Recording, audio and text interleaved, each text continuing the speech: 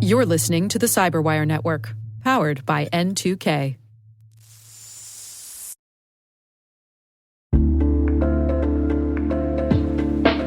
Hey everybody, I want to take a few minutes here and talk about our sponsor, Splunk. You know, you need to keep operations humming around the clock, but potential disruptions are everywhere. Splunk helps you predict problems and find and fix issues fast, so you can reduce risk and ditch downtime. The world's largest enterprises rely on Splunk's unified security and observability platform to become more efficient, resilient, and innovative. With Splunk, you can react quickly, evolve faster, and be ready for anything. Stay ahead of disruptions. Learn more at splunk.com/resilience.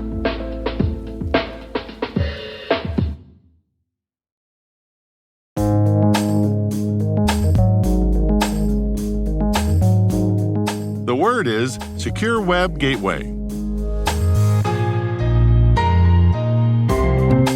Spelled secure, as in protection from malicious activity, web, as in the internet, and gateway, as in a tool that regulates web traffic.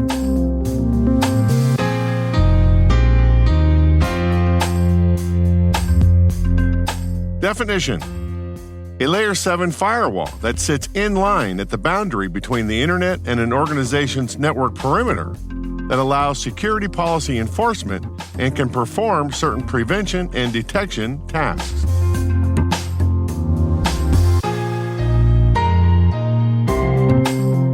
Example sentence: the secure web gateway prevented the user from accessing a malicious website.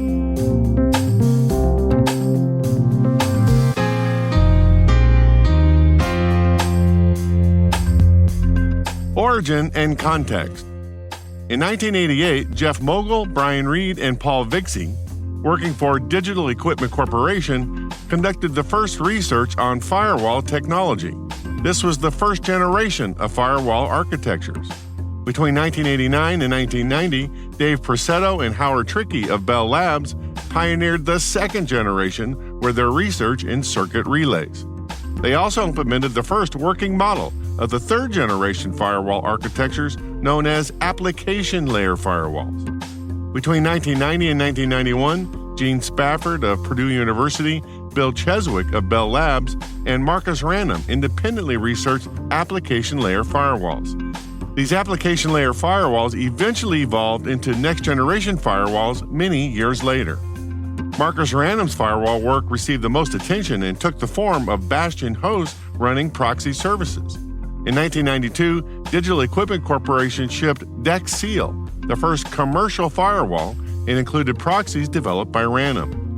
In 1994, Checkpoint Software released the first stateful inspection commercial firewall, a Layer 3 firewall that allowed security policy based on IP addresses, ports, and protocols.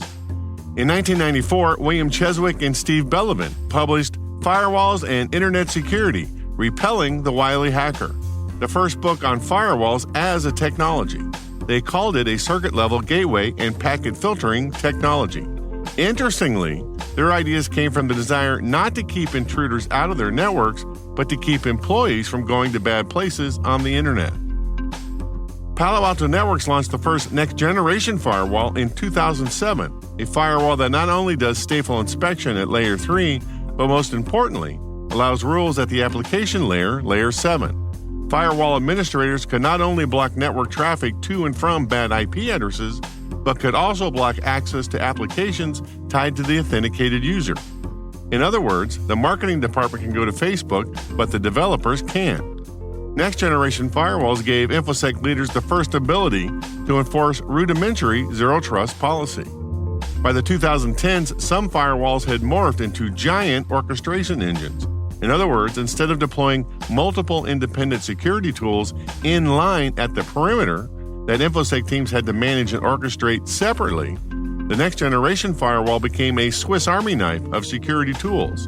One box, either hardware or software, that could do everything: Layer 3 policy, Layer 7 policy, intrusion detection, anti-malware, XDR, etc.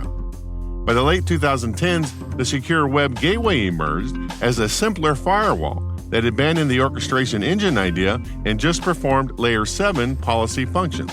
According to Gartner's Information Technology Glossary, quote, "These gateways must, at a minimum, include URL filtering, malicious code detection and filtering, and application controls for popular web applications such as instant messaging and Skype.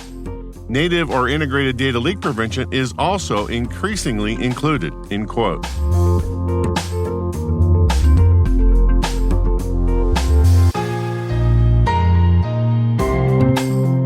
Nerd reference.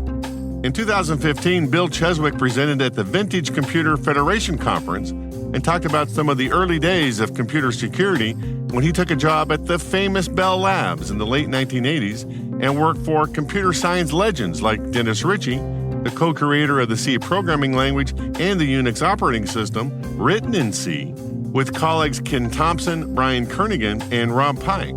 And he talked about how his experiments with a proto-firewall protected Bell Labs from the infamous Morris worm in the late 1980s. And in 1987, I said, I wonder if I could work at Bell Labs. Could I do this? I'm an IT guy. I could go be janitor for Dennis Ritchie. How cool would that be? And I applied, and the interview for the day involved 8 people, most of whom many of you have heard of: Brian Kernighan, Rob Pike, Ken Thompson, Dennis Ritchie, and a couple others, my future bosses. And I decided, even if at the end of the day they decided I was a jerk and they never wanted to see me again, it was a pretty remarkable day. And it turns out they hired me. And I started at the end of 1987. I was working there for 3 weeks, and I said, well, I volunteered to work as postmaster, which is kind of like volunteering to be proctologist. It's a thankless job because if you get it right, nobody notices.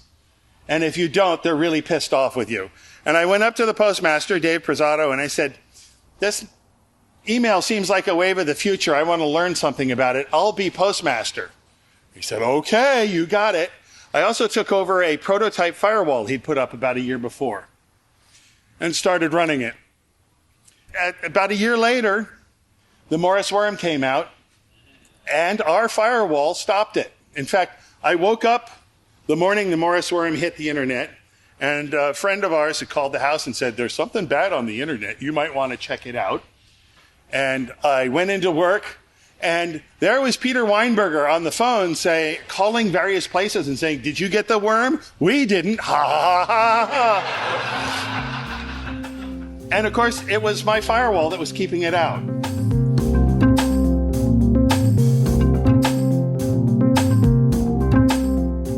Word Notes is written by Tim Nodar, executive produced by Peter Kilpie, and edited by John Petrick and me, Rick Howard. The mix, sound design, and original music have all been crafted by the ridiculously talented Elliot Peltzman. Thanks for listening.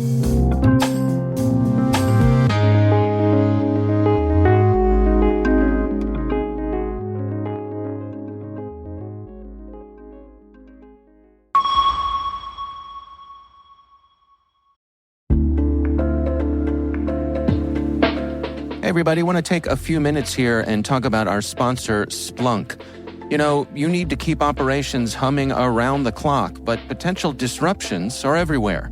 Splunk helps you predict problems and find and fix issues fast, so you can reduce risk and ditch downtime.